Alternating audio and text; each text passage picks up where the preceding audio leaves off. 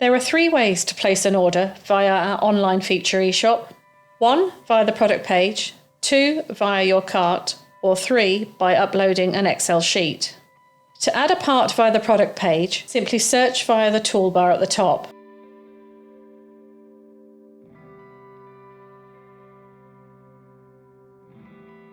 And then click Add to Shopping Cart. Quantity and requested date can then be amended. However, due to the number of part numbers within our product ranges, not all will appear when using the search tool. This is where adding the part number directly via the cart should be used. Once in your cart, press Add Products manually, add part and quantity, then press Next.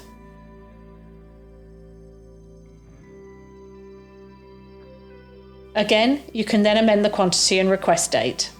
You can also download an Excel sheet order template. This is great if you have a large order that can be copied into Excel format.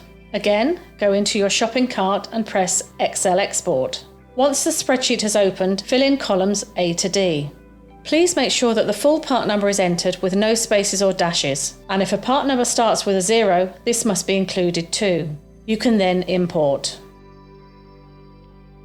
If you need to place a repeat order, go into the Orders and Invoices tab, find the order required, and then click Add to Shopping Cart. Your new order will then be visible.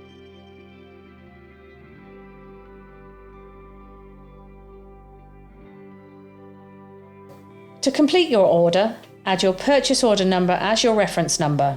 Finally, accept the terms and conditions and submit.